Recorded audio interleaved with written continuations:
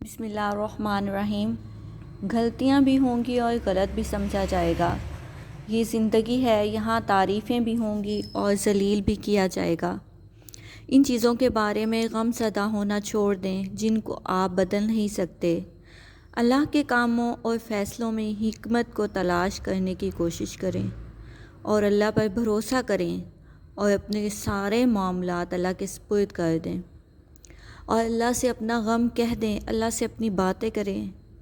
خوشیاں آپ کے در پر دستک دینے لگیں گی۔ آج ہم چھٹا روزہ کے وظائف بتائیں گے۔ چھٹے روزے میں تہجد نماز کے بعد ہم 100 مرتبہ پڑھیں گے سبحان اللہ و بحمدہ، سبحان اللہ العظیم و بحمدہ، استغفر اللہ۔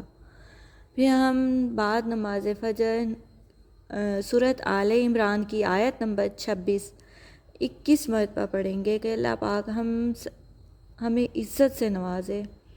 بعد نماز ظہر دعائے رزق 17 مرتبہ پڑھیں گے۔ اللہ پاک ہم سب کے گھروں میں کھلا وسیع حلال رزق عطا فرمائے اور ہماری رزق میں فراخی عطا فرمائے۔ اس کے بعد نماز عصر سورۃ طلاق کی آیت نمبر 2 پڑھیں گے 17 مرتبہ۔ اس کے بعد نماز مغرب آیت الکرسی پڑھیں گے 25 مرتبہ۔ اس کے بعد نماز عشاء دعائے رزق پڑھیں گے 50 مرتبہ۔ یہ دعا روضہ رسول صلی اللہ علیہ وآلہ وسلم کی جالیوں پر بھی لکھی ہے۔ اور اللہ پاک سے دعا ہے کہ اللہ پاک ہم سب کی مشکلات آسان فرمائے اور ہم سب کے گھروں میں کھلا وسیع حلال رزق عطا فرمائے اور ہم سب کو حسد سے بچائے اور ہم سب کی دلی جائز حاجات کو جلد از جلد قبول و منظور فرمائے۔